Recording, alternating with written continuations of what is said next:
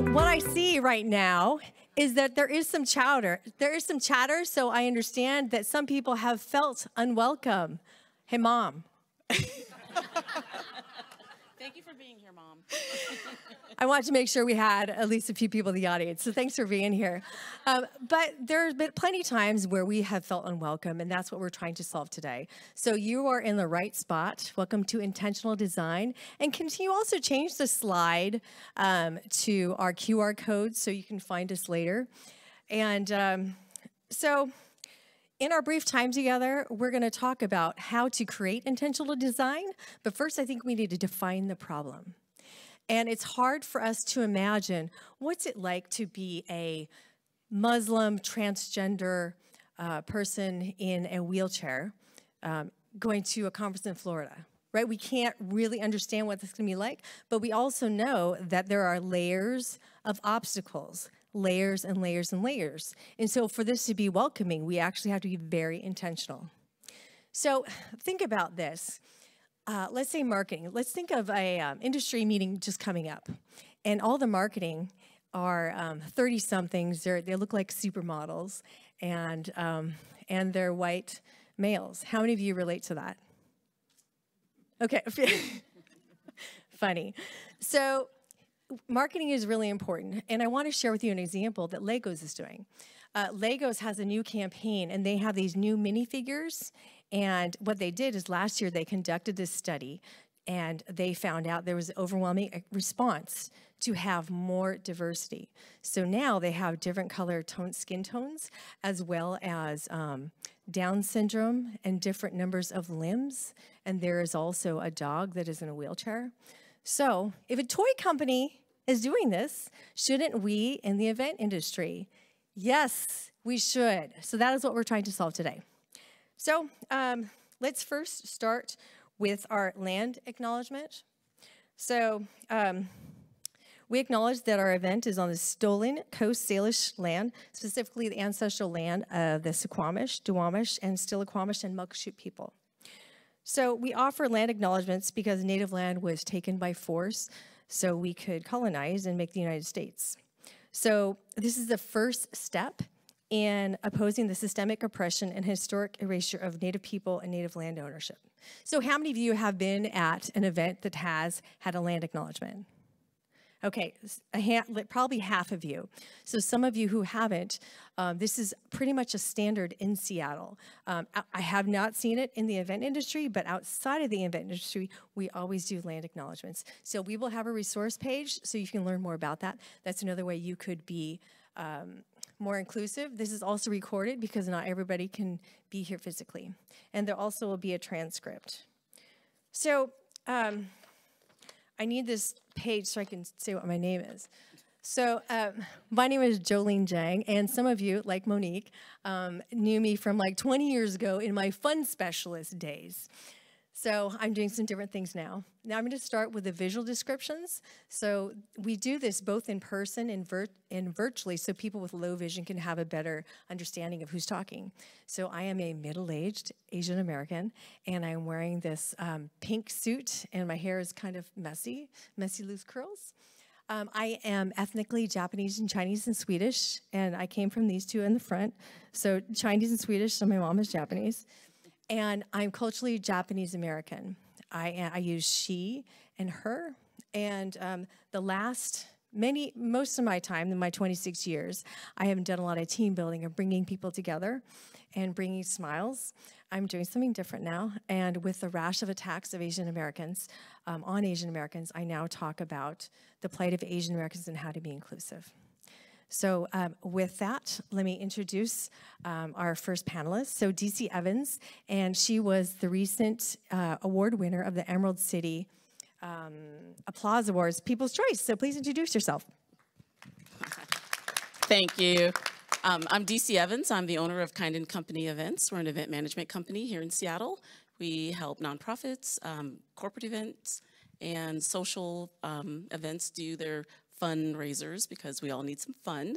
I am a African-American woman wearing a yellow jacket with a curly ponytail. It's very cute. Tomorrow will be straight. And I appreciate you all being here with us today.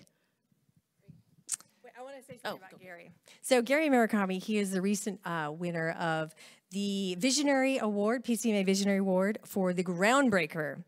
Go ahead, Gary. Thank you. So good afternoon, everyone. My name is Gary Murakami. I'm the Vice President of Sales and Industry Relations for Teneo Hospitality Group. For those of you who not familiar with Teneo, we're a representation company of independent and small branded hotels, as well as DMCs around the world. So I describe myself as a third-generation Japanese American, part of the LGBT community, dressed today in what I consider a uniform for not only Northern California, but the Pacific Northwest, in jeans, a blazer, and a dress shirt, and a sweater. So can't get any more traditional than that, or as my friends always say, blah, right? So I tend to stay inside the box in many things in terms of my dress and attire. I go by he, him, his, and I am an advocate for the DEI community, DEI, as well as the LGBT community. So I find myself doing a lot related to inclusion, diversity, and equity. So thank you. Thank you. So John Chen, I want to mention him. We both did team building a long time ago, and the people you will see out there, the Asians that are a little, and so he also is a PCMA Visionary nominee, and also the founder of API Event Profs, which I think he will tell us about. John. You know, I could only start this intro with, thank you very much. No, my name is John Chen. I am the author of Engaging Virtual Meetings. This is my 26th year of being business for myself. Thank you very much. And I'm a 55-year-old Asian American third-generation male. And today I'm rocking the purple and green suit as we were trying to find some contrast for our dark background back here. And I go by the pronouns he, him. And what we're doing here in these visual descriptors is really a best practice, not only in person, but in virtual, that can really help no matter where your audience may be, especially those who might be sight challenged with that. And would you like me to add a little bit about API? Yes, please, API Event Profs. So check this out, right? Many of us know, raise your hand if you know this, right? What's the most popular hashtag in the event professional industry? Just shout it out. Event Profs, that's perfect. Thank you, Shauna, and others back there. So nobody in the history of Facebook had ever thought to create a Facebook group called API Event Profs. And just to be clear, right, API stands for Asian Pacific Islander. And it represents 50 countries and 100 dialects. And so many other affinity groups in especially the events industry and other industries have found power by collecting together, right? There is a Black NSA, there is an LGBTQ group that's very strong in the MPI industry, and there had never been an API group until about 2 years ago. And so what do we do? What do we do, John? Well, there are 3 of us here that are co-founders, and there are many of us who also have joined along with us. And what we're doing now is that we're really looking to forward this experience and welcome people who are Asian Pacific Islanders who are in the event industry, and also solve challenges such as, while many of us who are Asian Pacific Islanders, statistically, we have twice as many advanced degrees, like a bachelor's and higher, we also hold less than half of the executive jobs. And these are things that we would like to change. And you can get involved. We'll have a resource page for you, but hashtag right now if you're like, oh, I don't know, let me check it out. LinkedIn, hashtag API Event Profs. We have two meetings a month as well, so thank you. Okay, so in our discussion today, we are also going to touch upon how do you get to know your audience so you could be welcoming? What are the questions you ask? As well as we're going to talk about different events and how to make them welcoming, looking at it pre, during, and after. So first, let's talk about that welcoming piece, and let's hear from our panelists a time when they have not felt welcome. DC, go ahead. Thank you. Sorry, I have to write everything down. So in the event industry, I am one of the very few Black women that I've ever come across. So it's always nice to see other people of color in event space. I'm also a DEI champion for ILEA, and I've made it my goal to try to find and seek out folks of color to bring them into this industry. and to promote them as much as I can. So that's one of my personal goals. I grew up as a military kid, and so I have lived all over the world, and there have been many of times that I've walked into a space, and I find that I make myself seen and make myself feel like I belong no matter what. But at this one event that I went to, and it was actually really recently, I walked in and there were probably 50 people in a room, you know, and people gather, and we're here to have a good time, and, you know, we're looking at the space and learning about the space, and there was really not one person that spoke to me except for the staff, and that was to ask what I wanted. That's not acceptable. It's not acceptable just as a human being, but it's not acceptable in an event industry where the goal is to be more inclusive and bring people together. And so when I start looking at doing events, you know, just from that one experience, now I know to make sure that I do have someone, just like what we did today. There was someone greeting you at the door to welcome you into this space. It's important because then it makes you feel included and feel like you're supposed to be there. And so that's one thing that I would like for everyone to just consider when you are putting on events and, you know, bringing people who don't know each other together into a space. You want me to talk about the flip side? Okay. Yes. On the flip side, I signed up, I registered for another event, which was it was my first time going to this event. And the person who was the event, I don't know what they're called, but I'll just call him an ambassador. He looked me up on LinkedIn, sent me an email, said, hey, I'm looking forward to meeting you, can't wait to see you. Here's my name, just know that I'll be there to find you. When I walked in, he knew exactly who I was. He knew exactly, you know, what we had talked about in our chit chats. And he invited me to sit with him at his table. He didn't know me, but that was an inclusive thing. And he didn't have to do that. There was no, you know, reason for him to invite me to sit at his table. But because of that interaction, I actually joined that group because I felt that they wanted me to be part of their community. And so, again, like I said, on the flip side, you have someone that's going to welcome you, welcome the new people, have a new person experience so that they feel that this is a community that they should be a part of. So. Thank you. Gary, go ahead. So it's always interesting for me that what we, in our early years, experience really shapes who we are. And to me, I'm, in general, more of an introvert, although most people don't feel that way when they talk to me. Yeah, I don't think so. But growing up, what was part of my generation was, in order for us to succeed in business, was that you learn to fit in a way and make sure that you camouflage who you are. So my parents actually, in their greatest intention to make sure that I was successful, we made sure that when I was at an early age going to school, did not speak our native language because it was important not to speak with an accent, right? Or be embarrassed by the fact that, you know, you are not speaking English properly. So I went to a school, actually, we carpooled and my mom would drive me an hour outside of where I grew up in South Central LA, out to the Valley of Southern California to go to an all-white school where I was the only Asian person. And there wasn't any other person of color, and there was only one other Asian young lady there in the class. So we learned to fit in, but you've always felt othered because you don't look like everyone else. But it shapes who you are about always trying to fit in and always achieving. And I think that they did it with only the best intention to ensure that we're successful, that we eloquently spoke the right English, and that you passed.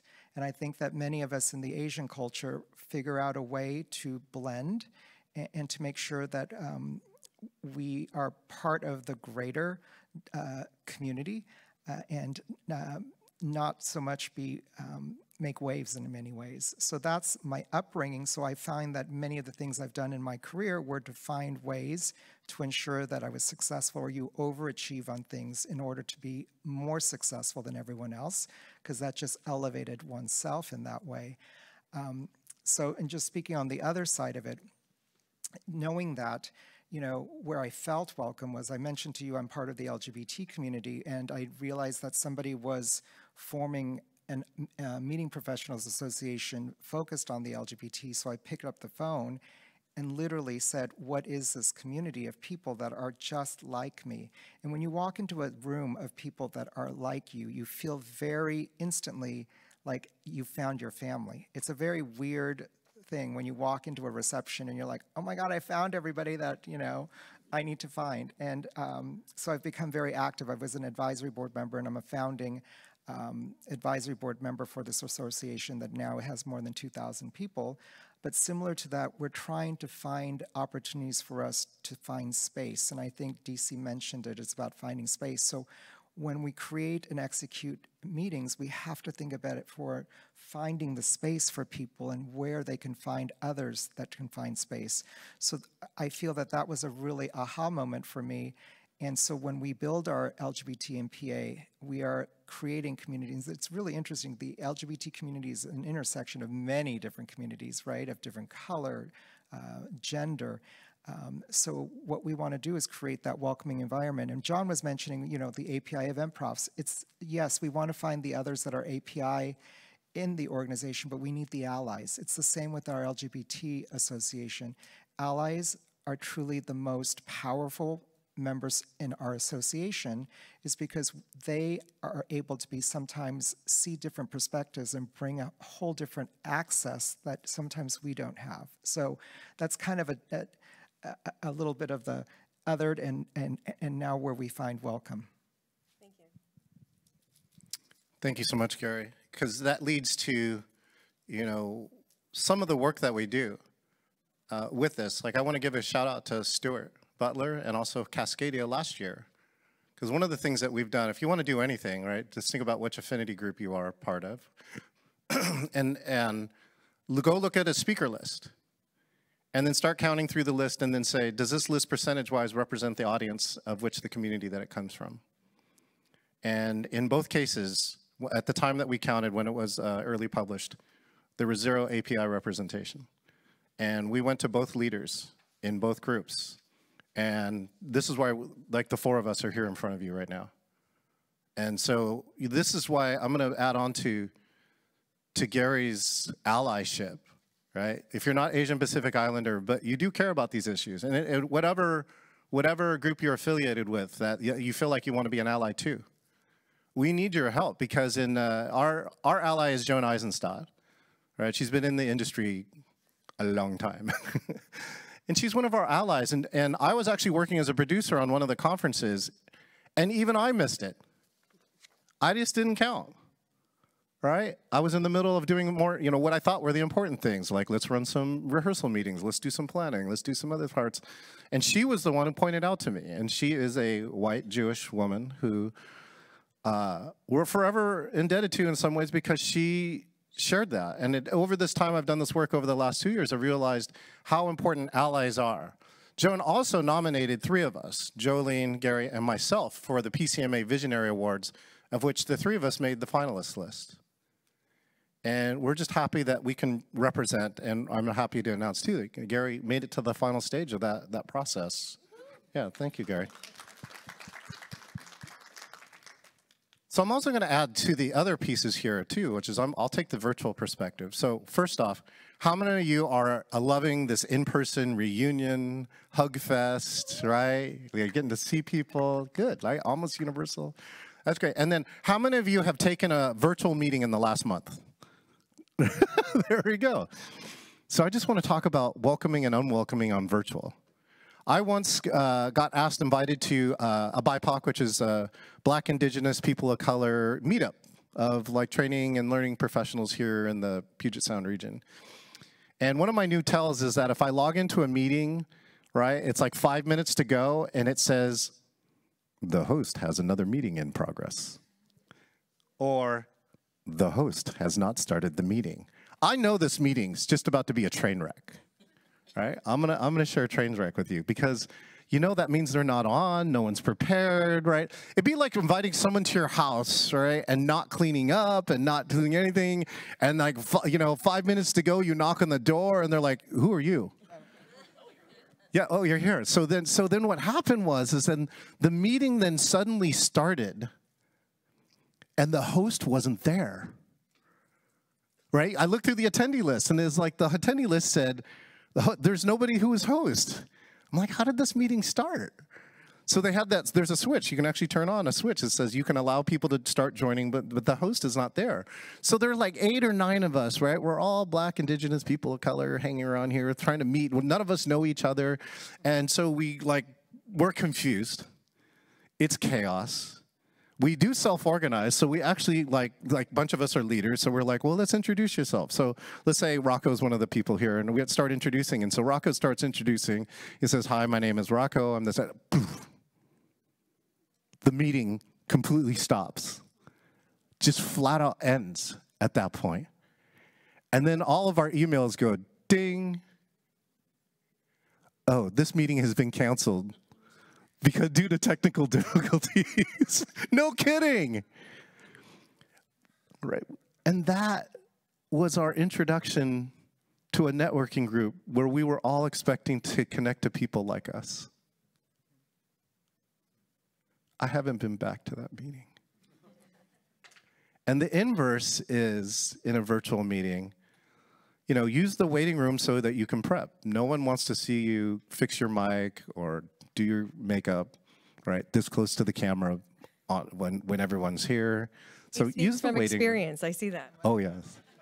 Good makeup. That's right. And then when you do let people in, the best things that I have seen is music is playing. Like, I love music. It's usually soft so that you can actually talk over it. That someone is there welcoming you, right? Hi, Jolene. Hi, DC. What's up, Gary? Good to see you, right? And then maybe actually somebody shares the agenda. What are we actually going to do today? Sounds simple, all right? Even ChatGPT knows this. If you ask it, what has to happen to have an engaging meeting? ChatGPT will tell you all those things.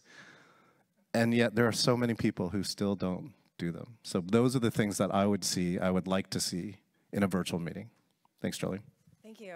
So I'd like to also give you a first-time experience when I have felt unwelcome. I have so many to choose from. I'm so lucky. I'll give a recent one. And so this is a first-time experience as an Asian American going to a 3,500 convention as a first-timer, and I'm entering a sea of like a fraternity or sorority. People are so excited to see each other, and so they're bringing they're with their teams, their entourages, their friends, their established networks of 30 and 40 years, and I'm new. So it's not, they didn't have time to talk to me, but they weren't mean. There was no intentional design to make sure to catch the first-timers. So I wore my first-timer badge. I'm an extreme extrovert. I wore my first-timer nominee as well. I went to the first-timer mixer. I did all the things. I wore my pink. I wore my gold. I wore my bling. But after 5 days, there were only 4 people who initiated conversation with me. And I think maybe I was lucky because I talked to another Asian American who was the nominee as well, who wore her badge, and she had one person come over to talk to her, initiate conversation. I talked to 2 other Asian Americans who had the similar experience. So you have to plan to be intentional and look at the different audience members, right? Because the marginalized groups have other layers of obstacles on top of just being a first-timer. So I want you to imagine this. Let's see, Monique, can you just stand up? No, it's painless. Just stand up, okay, turn around, okay? And the rest of you, can you start cheering? Yeah. Monique, Monique, oh my gosh, Monique, Monique, Monique! So Monique, how does that feel? They're cheering for you. Welcoming. Yeah, okay. Beautiful job, Monique Schultz. So when I was at a conference many, many years ago, I was in the National Speakers Association. I was president for Washington State for 3 years, and they have done a beautiful job. And so imagine that you are in this new place, 3,500 people. You're in the hallway, and you're kind of like, oh, I'm late. I don't even know where I'm going, and everybody's hugging everywhere. I don't even know. And then somebody comes up to you and says, hi, you know, I'm Mark Mayberry. you look a little lost. Come over here. I'll escort you to the first time orientation. And then people seriously were yelling my name like, Jolene, come sit with us. Like this whole room. It was incredible.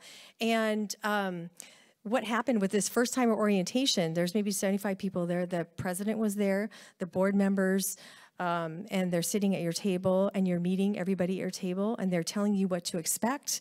And hey, people are going to be doing this. Don't worry about it. They're just doing this thing, blah, blah, blah. And people also do this. That means whatever. So they're giving you the insides and you're meeting a lot of people already and they're suggesting, hey, get a couple of numbers of the first timers. And then there'll also be a board member that will have lunch with you. So this is the way to do it. Just with that one thing, there's a lot more to that, but think about how that experience could be so much better. So that was quite a victory. So next question I have for you is,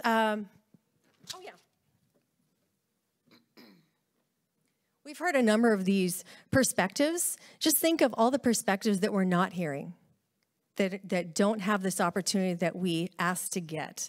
So invite people who have different experiences to the table because there are a lot of ones that are just ignored, and we want probably to invite them in. And just FYI, I mean, the world is changing pretty quickly. And in 2045, the U.S. population will be more than 50% people of color. Bellevue is already 50% people of color and is 36% Asian. Redmond is 38% Asian. Seattle is 16% Asian. So look at these stats. Do we want to reflect the community at least? There is a lot of business out there.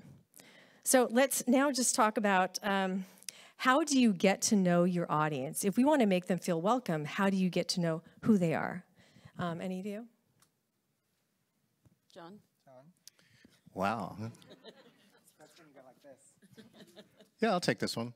You know, what I was saying is that, at least in my experience, quite often it's multiple of you out there. And what I mean by that is if you are the meeting professional in charge of an organization or association, you usually know your audience best, right? You put in the relationship time and you know what they're like. And quite often, me as a producer or whatever role that I take, I'm going to lean on that.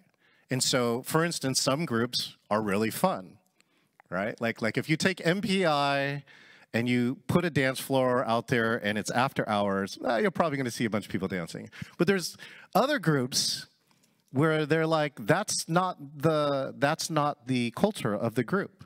That's like, you need to tone it down a little more, right? Let's find these right speakers. Let's stick a little more to data. So whatever it is, one is you got to get to know your audience. And with that audience, I think you also will discover other pieces around it. So quite often you'll know if somebody has a scooter. You will know if somebody is sight challenged. You'll know if somebody needs American Sign Language, right? And so I believe that if you know your audience, you will know which features or what key aspects that you need to have to be welcoming. And, you know, I think if you know your audience, too, the more you get to know them, you'll find all those other things, like what are their food preferences, right? Again, one of my good friends is Tracy Stuckrath, and I did a series of webinars with her, and how welcome a group felt when the day before the office tried to make it feel welcoming to come back to the office by buying donuts, when they didn't know that 35% of their group was gluten intolerant. And so the next day, she went out and sourced a top local gluten-free bakery that had specialized in donuts, brought all these donuts, and then clearly labeled them so they knew which things each one had and didn't have. And her feedback immensely changed immediately, and people said, thank you so much for responding to us, for listening to us. We feel welcome. So there are so many of these factors, and you know your audience best. And once you know them, then you should know, how do I design for them so that they will feel welcome at your conference or convention. Others? Yeah, and speaking of design, just like John said, when you're asking these questions, it all starts with first knowing who they are, but also when you do the registration, if you have a system that allows you to add questions that may not be, you know, the typical ones named, you know, email, food preference. Those, I say seek out those types of registration platforms. There's a couple that are very, very, I want to say, strict on what kind of things you can add to a registration platform. I just did an event where we used one that was lovely, and one of the questions was, do you have any special needs? And somebody said auditory needs. They cannot be in a room with flashing lights, but they still want to be part of the event. So, you know, when you think about setting up a space like that, how do you do that? You bring in someone like John who can actually get the video feed into another room for these people and make them feel included. And I don't say this by, you know, oh, well, we have this closet or we have this room that's, you know, way far away. You want to make that, you still want to make this an engaging and involved room and a intentional space for folks. So, you know, really think about those types of things when you're looking at that space and design. Another thing, I had someone who had a food intolerance, which was to ranch dressing. So when I saw that, of course, I'm like, is that a typo? No, it was serious, and she had a serious reaction to that. So you have to really consider all sorts of types of needs when people are filling those out. So really, really look at those and think of ways to be creative so that they don't feel like they're being made fun of or being excluded because of something that may not be typical when it comes to those types of issues. And I want to speak from the supplier's perspective as well about the immense responsibility we have and we should have. So in this room, how many of you are planners up here? Like, okay. And how many of our suppliers or venues? Okay. It's interesting, if there's anything we've learned in the past few years, is we have to think and do things differently in terms of us being hotel suppliers or venue suppliers, that we really have to understand that the audience and the focus on the attendee becomes the center of what we do. And the suppliers have that responsibility. And I'll speak from on the hotel side that we have to go beyond just the specs of the meeting, right? We're so used to looking at it from the rates, dates, and space aspect, but we have to dive deeper into it. And we have to have those conversations now because meetings need to happen that create different levels of experience. So it was exciting for me to actually come aboard to this company is because we're trying to deliver that through the independent world, right?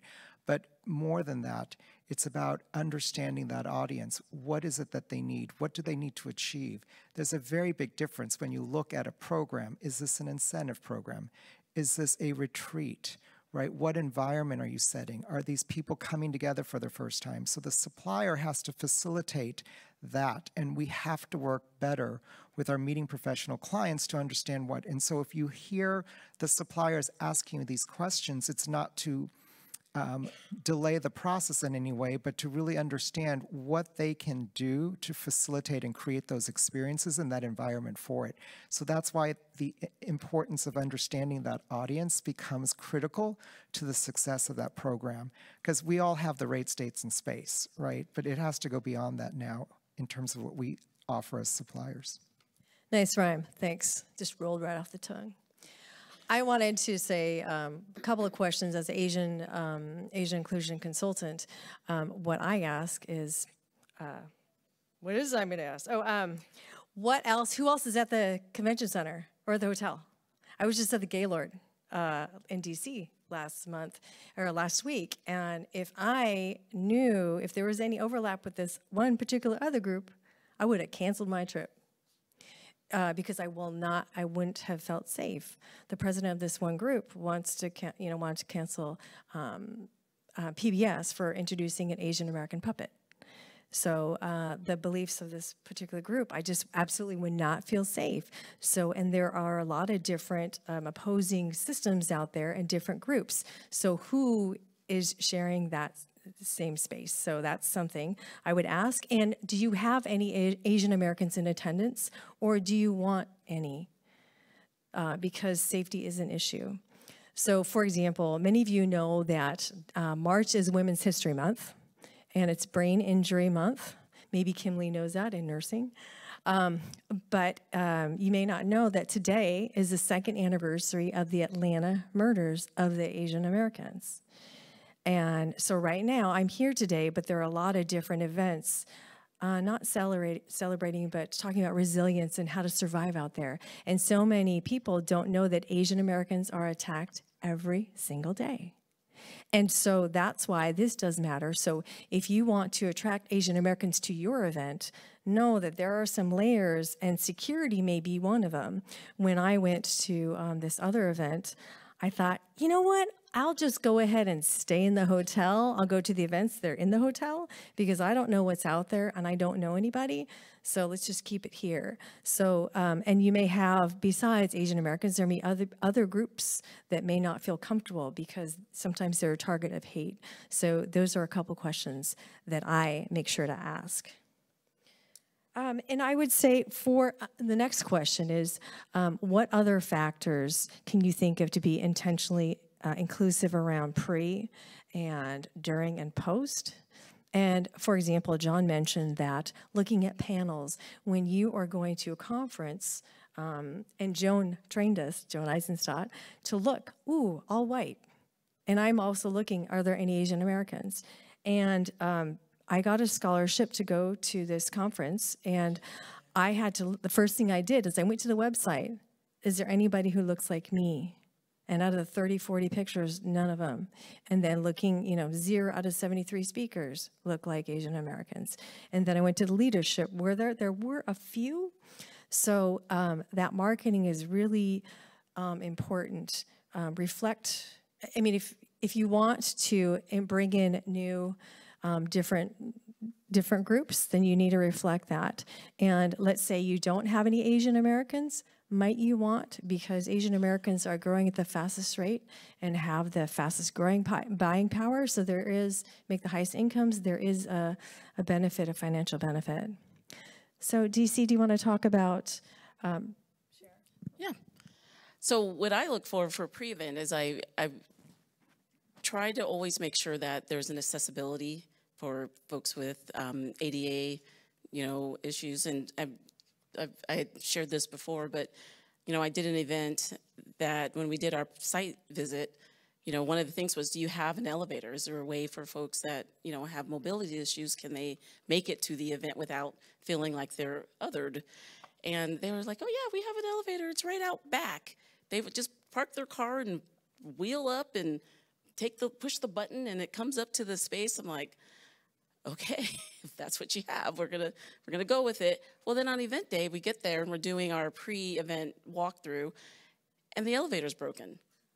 And I hate to say I lost my nugget a little bit, but I had to, because someone's got to advocate for people with mobility issues. And so I was like, this is unacceptable. You have to get an elevator repairman here now to fix this. And they're like, well, it's going to cost. I said, it's not going to cost me anything. It's going to cost you a lot. So you need to fix it.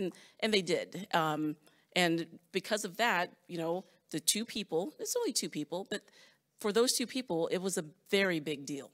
And so, so that's one thing that I look for when I'm doing my pre-site visits. Yeah, I think that's enough. Go ahead, Well, Bree. and it's interesting you mentioned that, because as a supplier, we look to ask those questions. It's our responsibility. And some of the things that are passionate to me, I mentioned from the LGBT community perspective, and I applaud this particular center, because if you've noticed, it's very, the restrooms, there are the gender-neutral restrooms that are here, and we have to ask those, because but facilities don't always have that, right? Depending on when they were created, sometimes the hotel will say, well, it can't do that. We don't have any. And it's sort of like, well, no, you need as a planner to insist, but as a supplier, we need to be able to be flexible, to work with it, to understand how inclusion is important. So how do we make those opportunities and accessibility inclusion happen? So those are the kinds of things, just from an LGBT perspective, members of our community are often othered in so many ways. So we want to create that level of inclusion, and even gender identity, right? We do not want to not create a safe space for people. And if I present as a man, it's different for others in different parts of our LGBT community. So we really have to be understanding and make those accommodations. So I often look at that. That's the one thing I always do when I go into it. I go, gosh, they don't have that gender-neutral restroom, so I wonder how that person feels if they're not able to have that feeling of safety when they just go to use a simple restroom, right? And so it just ties into that whole accessibility, the inclusion conversation to me felt welcome. So. Thanks, Gary. Let's see, too, if you haven't noticed some of the features of this place, who here has actually seen or been in the wellness room? Ooh. Thank you. Oh, yeah. And so you thought it was awesome, right? And so we were here a month ago in the walkthrough when they opened this location, and that was one of their highlights. Was they had toured 10 of the top most recent facilities like this and expansions. And that was one of the pieces of feedback that they got, that the wellness room was really one of these things that often was not provided. And so, yeah, so I invite you to go look at these things, because I think that really the other message, if you want to get, if you want to figure out what it's like, be one of these people. And what I mean by that is, here's my experience. How many of you have ever been in a motorized scooter before? 1, 2, wow, holy cow. Way more than I thought.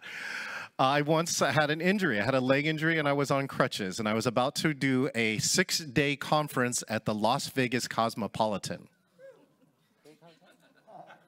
Listen to that, right? Everybody knows. And if you don't know what we're talking about, the Cosmopolitan feels like one of the biggest hotels in Vegas across 5 to 6 floors.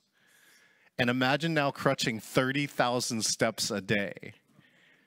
And I was just going to go, I was just trying to decide, oh my gosh, I have this coming up. What am I going to do? And then I go, it's Vegas. I can get a scooter. I could probably get an oxygen tank if I really wanted one.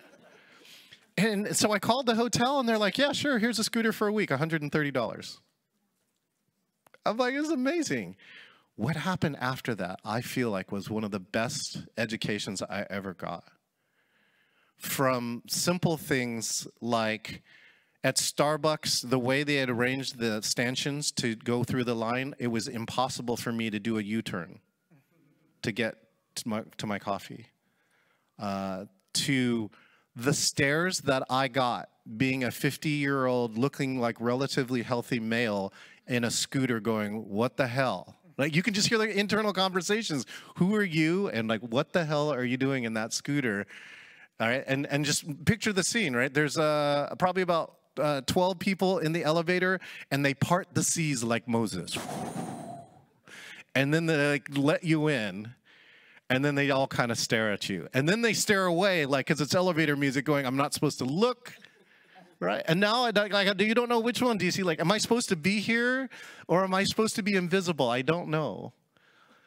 My favorite one, though, is that I got into one of the nightclubs, so I drove in early so I could, like, see the place. But the problem is that the place filled up, and now I needed to leave.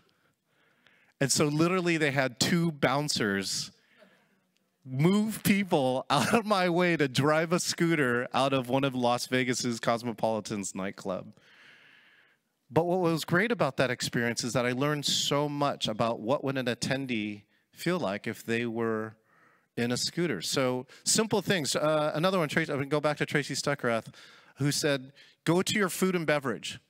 Get one of these chairs like this, stick it next to it, sit in it, and try and access all the food. Her favorite one was the bagels were across the toaster, which means that when you reach across to get a bagel, your arm is over the now hot toaster. And she just said all of those things were like inaccessible. Going back to the virtual aspect here, you know, it was great. Sean and I actually were doing an interview today, and we said, when we have to do a hybrid, what are our first, like, 3 questions? And they were like, you know, how many people is it? Is it virtual let's see. How many people is it? Are people going to participate both virtual and in person, or just in person, right? And what's the tech like in the building? And so here are some of the virtual things to think about. Again, is it virtual or in person? If it is a hybrid, ask for a site tour immediately. Just my last program, we asked for a site tour for the place, and the client assumed that they had cameras. And when they went to go talk to the client, they suddenly discovered that the client has no cameras available for the hybrid, and they did not account for that in their budget. So they had to hire another person. So things like that. What languages are supported? This is a great one now in virtual. It is even easier today now to run a multilingual. It feels like the UN. It is awesome, doesn't cost a lot to put a language interpreter. So look for what languages are supported. Live or automated captions, right? There is a difference, although automated has gotten much better. Sign language, you know, things like Zoom now have actually built-in features so people can choose to see or not see and how to see the sign language interpreter around with that. And I'll just go to the last piece on the hybrid, is really think about the experience from both sides. If you're an in-person audience, how do you see what's going on and how do you ask the question? In a virtual audience, again, what do you see, right? Like this, what we did here is a favor for the virtual people.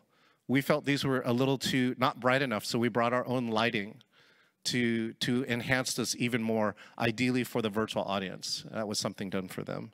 And then again, how does that virtual ask questions if it is a live audience? So all of those, I think, are great things to think about. So John was talking about he got the experience because he was in a scooter, and he got a good experience. And our friend Joan Eisenstadt, when she was in her scooter, the elevator went 5 times because people didn't wait for her. They just went in front of her. And just to go to the bathroom, like it's such a big place that, there's turnover, so the person didn't know where an accessible bathroom was, so she had to wait. And it's just like, this is a pillar in our community, and she has to suffer like that. It's terrible. Okay, gather myself. I wanted to share a little bit about marketing. When you talk about DEI, I see crayon box, I see pencils, I see colored paintbrushes. John Reese, I'm going to talk about you later, but go. I know. Thank you so much for being here. So remember this face here.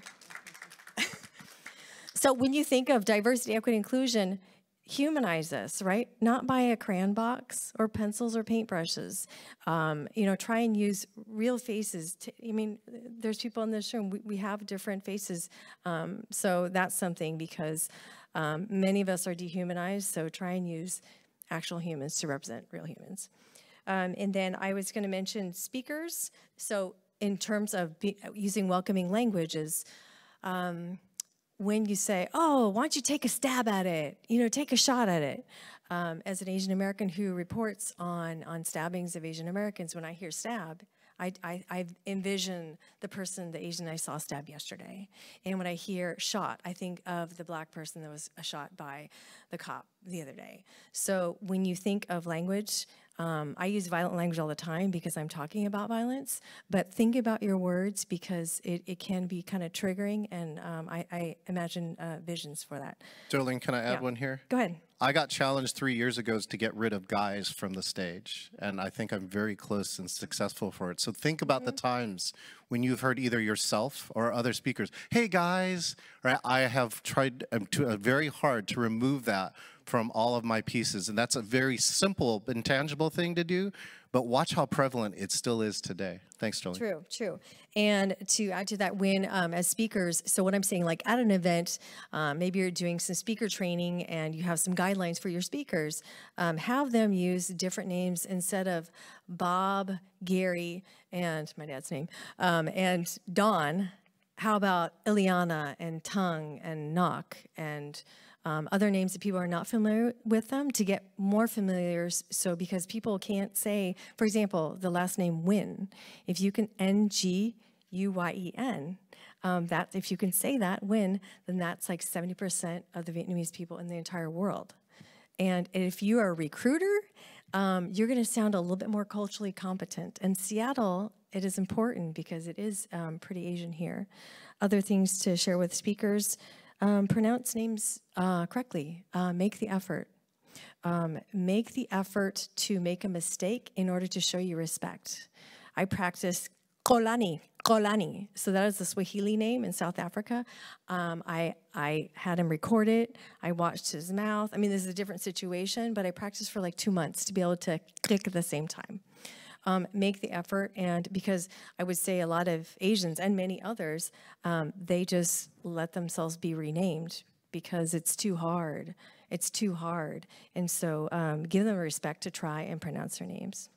So other aspects you'd like to address?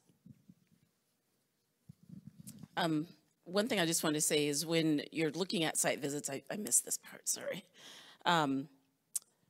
When you're considering a place outside of Washington State, think about things like safety for your guest. You know, just like what Jolene said about, you know, there's a lot of Asian violence going on, Asian hate. You know, some people may not feel comfortable if your meeting is now in a state that does not fully represent some of those beliefs. So, you know, healthcare laws are important when you think about where you're going to be doing your meetings. Put your money where your mouth is kind of thing.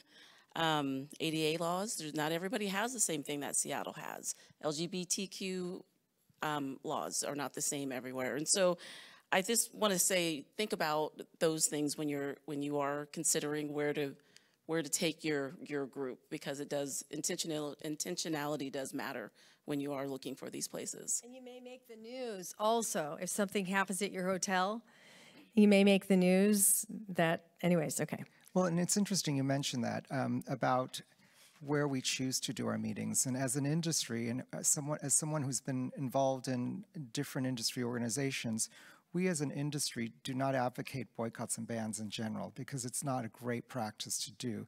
Now, there's an understanding where rather than boycotting, you proactively may book your business at a different location. There's some understanding of safety is a big one. So there is an understanding why certain organizations, companies choose not to go somewhere for the safety of the people that are attending. And it's something to keep in mind, because as an overall industry, what we need to do is, if there is not a choice in booking the location, what do we do to open the conversation about where you book that meeting? So it's not, and again, it's not about not booking that destination or that venue or the hotel. You really have to think with intentionality. If I'm going to go there, what do I do to impact for good? There is still a community. For example, let's just use the LGBT community. LGBT people exist in every city and every state, and it may not be welcoming in terms of laws that have in those states, but by not booking your program or meeting there, you do create and impact the people that are the lives of the community that you really do want to support. So how do you create it to ensure that whether it's a CSR, whether you focus on off-site venues or support that local community, it's just an example of what we do in terms of overall boycotts and bans, right? I mean, we don't not go somewhere because of that. And then just as another thing from a hotel's perspective, we need to really look at some of the things that we do and challenge your suppliers to really look at some of the things, especially with food and beverage. Catering is such a big part of it, right? And when you go into it, it's surprising to me how many conferences and events we go to where things aren't labeled really well, right? They just quickly put it out, or they don't put anything in there. So you were talking about the gluten-free thing, but unless you really label it, and I don't know if you've seen it change. I still have yet to see it really change, to be educated in a way that people understand, right? It's a matter of health for them, right? People could get very sick, as you mentioned. So we really need to, and how many times do you sit there and go, well, what was that in there? And again, does it have this in it? Well, if you have, and then sometimes go, let me go find out for you, right? And that's usually the answer. They should know that, right? What is going into that food. And what about, this is the one thing that always irks me, is when, if you're a vegetarian, you ask for a special dish and you're at a banquet, who gets served last, right? Everybody gets their meal, but the special one certainly gets the meal last, and then everyone sort of stares at you and you're made to feel like you're really the one holding everybody else up. And it should be done in a much more inclusive way, so that people are not feeling like they're othered because they have special needs and stuff. So I'm just giving you a few examples from a hotel's perspective where we have that responsibility to be able to be better at that. And I think we are. But as an industry, if you all as planners don't start insisting on that, then if you're not asking it, then they're not going to necessarily deliver it on their own. So I have a question for John before he speaks. And if you have, we can field a couple of questions after John. Shelby, Monet, hello, welcome. So let's go to virtual events for a second. One of the events at Linda Brandt, it's a lean-in event. It's a global one. And what she does, she is a white lady, and what she has, maybe there's 60 or 70 people. She says, people not from this country, not from the U.S., speak first, and then people of color. So it's kind of like that to make sure that the white voices are not always primary. So that's how that rolls. How do you get more participation on their virtual calls? Well, first I want to add on to Gary's story, and then I'll add that piece, which is I also heard a story where a woman CEO who was a vegetarian asked for a special meal and got 3 steamed carrots. She owned the company, people. So the responsibility's there. Now, on the virtual side, you know, in what I have seen in hybrid, which has worked, is the virtual gets to ask questions first. So it's a little bit like in the, you know, using the same ordering technique that you have, is that to allow the virtual to have people first. Our best practice too, our studies show that 80% of virtual conferences or hybrid conferences right now are not using a virtual MC. Right? Like Jolene here is moderating for us today, and you can tell, see, the whole program for these, 57 minutes has been smooth because we're in a guide and a direction and things are going on. And so that MC can also help generate those questions from that virtual audience before it comes time to do that. And that's something that we see even large and well-known organizations have forgotten. But I just want to make sure that each of you get a tip too, that you can walk away here that you can enact. And that tip is the first 5 minutes of your meeting are the most important. The first 5 minutes. Think about, what we did here for those who were here even pre-show. And you'll see some of the things that we did, right? It's still a little bit of candy up here in the front. They're called seat incentives, and I roped off the chairs. I call it audience bait. These are all bait. Right, these are all smile techniques. But my favorite part about most of the techniques that we use today is that they didn't cost anything. Couple of smiles here and there, Hello, Ari, how's it going, Taylor? Right, greet people at the door. Try and figure out how to connect them to somebody else. Right, these are the things that we're looking for. And make sure you get something that you came here for about welcoming events. And to me, while it's really nice to sit here on stage and talk about them, all 4 of us would rather show you. We are in the hospitality business, and showing you is one of our strongest ways. I'll close with this great story. I was in the Bellagio with the great Angel Hansen, who is in the building, and the 2 of us were lugging a lot of equipment for closing up a part of a show. And a gentleman who we were in the hallway a long way from our car or the Uber station that we were trying to get to, and he comes up and he goes, "Hi, can I help you?" And I'm like, oh my gosh, yes, we're trying to get this to the Uber station, which we've already walked before, and we know it's like another 12, 15 minutes. And he goes, oh my gosh, I would love to be able to help you out. Turns out that he was the VP of food and beverage. He was off on his break, and he offered to cut us through a side door and actually drive us to our next venue himself personally. Angel and I have never forgotten that, and she continues to be, at this date, a fan of the Bellagio. So think about that for all of you.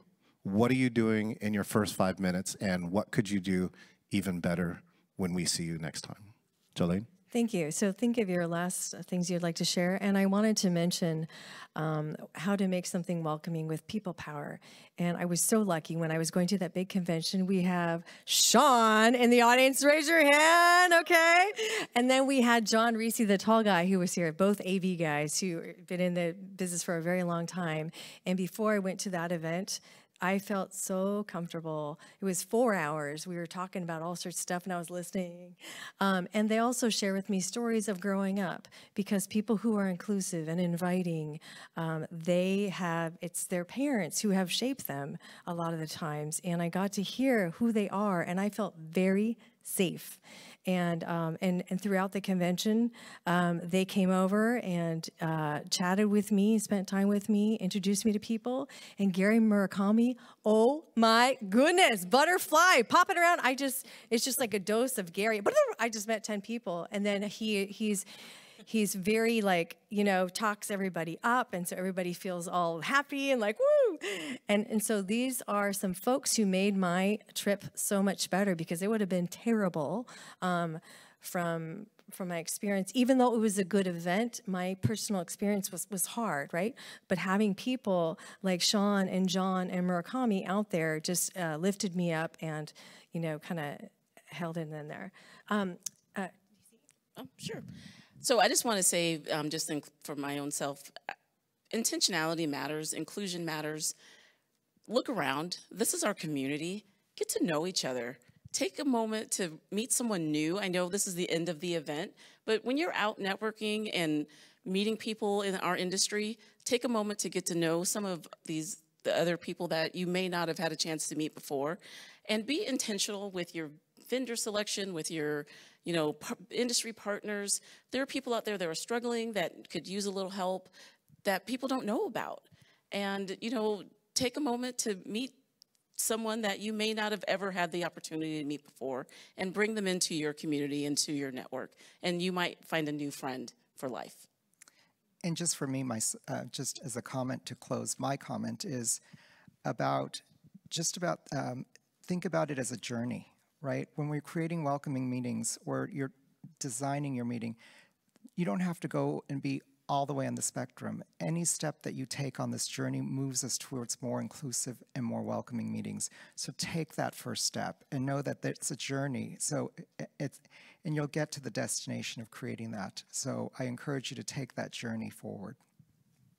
And I wanted to also add that Asian Americans, put them in DEIA-B. We need to be in there. We are part of that group, so invite us in. That's your part as Asian inclusive, Asian inclusivity, and that's our Joan, white lady, bringing us in, who has that voice. So bring us in. And you probably know Everywhere All at Once, and Michelle Yeoh and Kei Kwan, they're out there and they're championing, and they're saying it has taken 40 years to be seen and heard. So don't, let's make that a little quicker, and let's amplify our voices, not just Asians, but other voices as well. And a great way to really step into this is May. May is Asian American, Native Hawaiian, Pacific Islander Heritage Month. What are you doing? What are your companies doing? Let's make sure it's not just takeout and a lion dance. How can we learn, right? Because with a lion dance and takeout food, how authentic is it? What are they doing? It's so foreign. Wow. We don't know what they're doing. How about education, where we learn how Asian Americans are part of America and see the similarities and appreciate the differences, but not, less as foreigners. So I've got lots of ideas on that, happy to share. We've had 4 voices up here sharing our personal stories, and there's much more to it. Just think of all the voices that are not heard, and really go out to seek what their voices are, so you can build around that, because this world is very positive. It is changing very quickly, and we need to be more inclusive. So let's give them a round of applause. So DC Evans, Gary Murakami, and John Chen, Jolene Zhang, our QR codes are there, and we're all on LinkedIn. Feel free to email me for a resource page. You can get next week, and API Event Profs hashtag. We have 2 meetings every month. Allies Really Wanted, and you are free to go, and we're also here to take questions. Thank you. Thank you.